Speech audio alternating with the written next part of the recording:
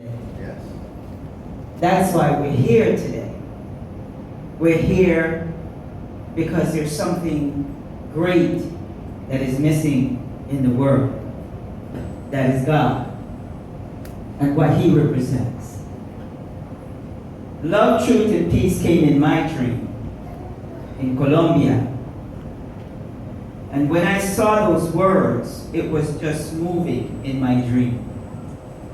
And then at the very end, it all came together, and I woke up. I asked myself, what does this mean? What does this all mean? And I thought about it. Love is God. That's correct. Truth is God. Correct. Peace is God. So then I realized at that point, God wants me to go throughout the world and speak of Him. Love, truth, and peace. And that's what I've been doing for the last 2 years. But then I had to define what it really means and what my position is. I had to think about how am I going to present God to people that don't want to hear about God.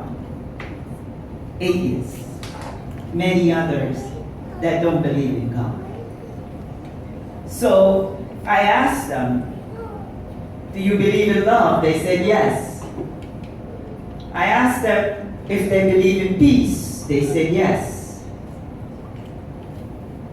And I asked them, do they want to hear lies or do they want truth? And they said yes. So what does that tell me? It tells me, in spite of it all, they do believe in God. I want to read what my mission is in the world, because I don't want to miss one word, and I want to share that with you.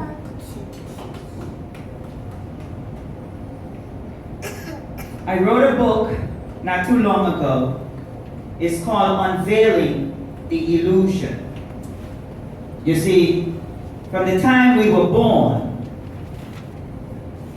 we have been taught so many things. Things that has nothing to do with God's principles. Things that have nothing to do with us. But we were taught. So my job now is to take people back, not change their minds, but just to bring them back to where they're supposed to be. By unveiling the illusion, reveals the illusion of psychological conditioning that affects communities across nations, reversing the mentality of the people, just reversing the mentality of the people. I will illustrate the truth of current conditions, bringing the light, the reality, and create awareness to make educated decisions. Giving the world truth will inspire many to seek peace. Peace is something we all deserve, but peace cannot be achieved without truth. My ultimate goal is to achieve harmony and unity of all nations. Once achieved, it will help identify the gifts, purpose, and value of each individual. Young people. We keep young people away. Whenever we're in meetings, in churches, whatever program we have, They're not there. It is time for us, no matter what we're doing, that we have our young people right next to us. Because even though as young as they may be, you might think that they're not listening. They are. They might catch one thing or two things. But if you keep bringing your young ones like you are today, you are inspiring them to be great people. And this is one of the things that I work very hard with my youth ambassadors from around the world, teaching peace. Because without that, as you can see how the world is, it is in bad shape. It's in a condition that just the other day I say, humanity is gone. Humanity is no longer here.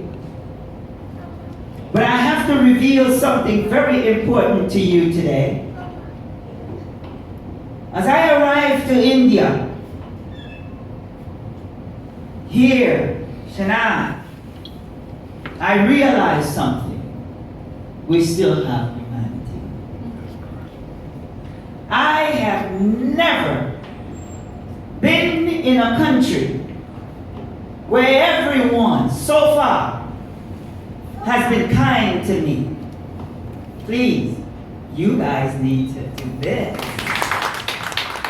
Yes. From the airport to the hotel to the Rowland family, they knocked my door yesterday and they said, "We're here with your dinner." I have never been at any convention, conference, meetings, and see that. You have changed my heart. What you have done is brought back that there is humanity in the world. But we have to really work hard to share, to inform, to let the world know it still exists. And what this family have done for me, could you please stand? The Rowland family, please stand. Timothy, also please stand. Give them a hand, because they represent humanity. Thank you very much for standing. And I will travel throughout the world, and I will keep this testimony with me and speak of it no matter where I go. Because there are people in this world that still have it, but we have to continue to speak of it.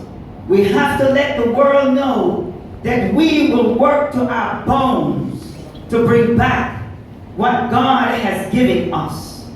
And He brought me here in this world. I remember asking myself once, I was watching television in my 20s. I'm 57 now. And I sat there years back and I said, God, why anytime I watch television with a commercial from Africa, I see a child starved to death almost, flies around his face? Why are you doing this to your people? Why, God? Why are you doing this to your people? God said to me, why do you think I sent you on this earth? I sent you to make the changes. I sent you to correct that problem by all the things that I've given you and the power that I've given you to make the changes. You see, you're here, but you're here to make the changes, not talk about it. You are here to teach, to inspire, to motivate the nations. Don't think that you need an army. Don't think you need a group. One person can change another life. And once you change one life, You are changing generations and generations. And that is what we're doing here. That is why we are building spiritual bridges and calling to action to all of you in this room.